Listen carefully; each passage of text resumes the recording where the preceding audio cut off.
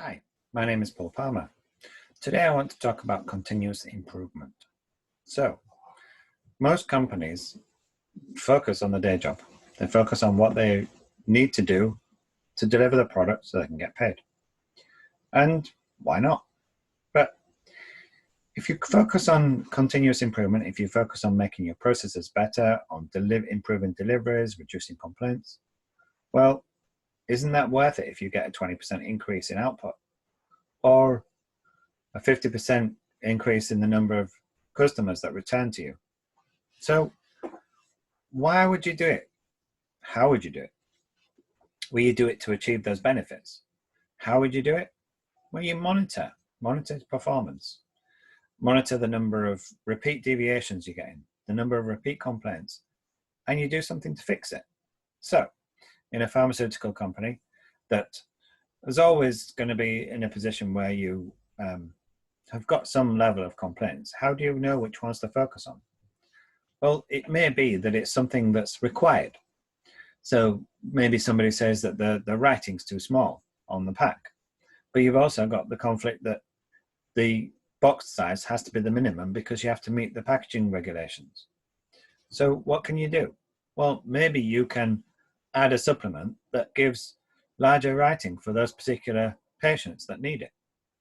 Or you can have it available at the pharmacy, and the pharmacy then gives it out as additional information as required.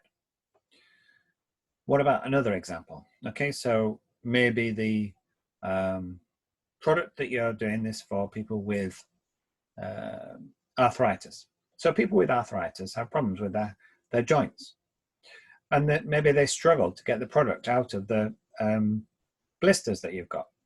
So maybe you want to make it so that it's perforated around where the capsule or the tablet is to make it easier to get into. Well, you can't really do that, can you? Because then you've actually impacted the integrity of the product. So what can you do instead?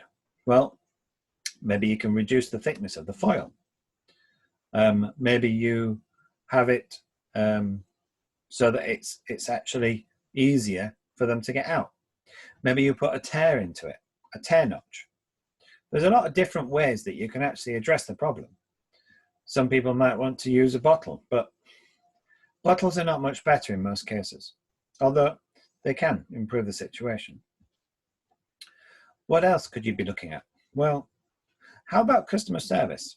So somebody's asking for feedback on a problem, and they get a response in 20 days. But because it's 20 days late, they've had 19 days when they needed to be taking the treatment. So really, you should be prioritizing responses and set it up in a certain way so that you've got standardized responses for certain questions. But how about you go a bit further?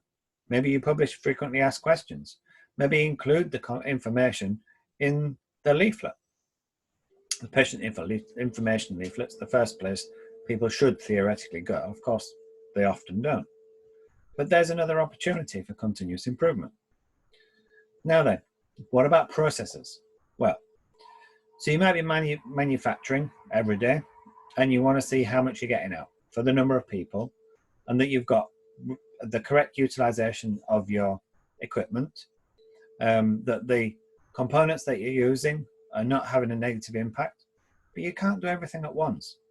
So look first at what's causing a problem, what's causing delays, what's causing downtime. It may be that you've got one spanner that's needed for all the machines, and all you have to do is buy 4 more, and you reduce your downtime by hours potentially. The first thing the approach that I recommend is you video what goes on. So video the manufacturing process once. Look at where the stop points are, look at where the waste is. And once you've got the ideas of how the process works, then set up some sort of log sheet. A log sheet for potential downtime. And just log what you see is impacting the performance of the process. Don't log everything. If you log everything, you'll then impact the process yourself. Usually you would put somebody extra on there to do the logging, but it may be, if it's simple enough, that the operators can do it themselves. So that's just a few ideas for you. Continuous improvement, it's always a good idea in my opinion.